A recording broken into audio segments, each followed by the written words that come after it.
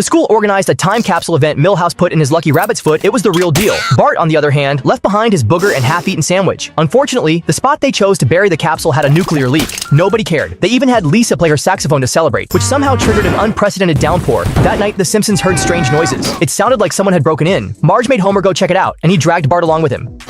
Even the dog wouldn't go near the basement. Bart was too scared to go down there too, so Homer decided to set a trap, with Bart as the bait, of course. But the shadowy figure seemed way more interested in beer. That just made Homer mad, until he realized the intruder was actually Bender the robot. Bart laughed at Homer, which earned him a double beatdown from both Homer and Bender. They even snapped the rope holding the trap. Bender, who had forgotten his original mission, ended up becoming friends with Homer. He even cheated at bowling with them for fun. Bart and the others joked that Bender was basically Homer with an antenna. Lisa took Bender to see the professor, who actually managed to fix him. And suddenly Bender remembered he was sent to kill Homer. But Bender clearly couldn't bring himself to hurt his friend. Then, his future crew contacted him and found out he hadn't completed his mission. They decided to take care of Homer themselves. Bender ended up saving Homer.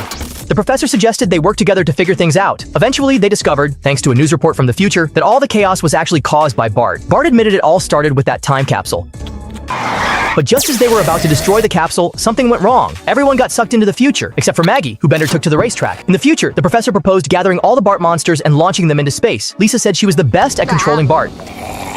And sure enough, her saxophone could drive them off. In the end, they successfully loaded all the Bart creatures into a container and launched it into outer space. Homer and the gang made it back home safely. Meanwhile, Bender and Maggie made a fortune at the racetrack. Since Bender couldn't time travel himself, he decided to go into sleep mode. Homer stored him in the basement and kept feeding him beer while he slept. Thanks, pal.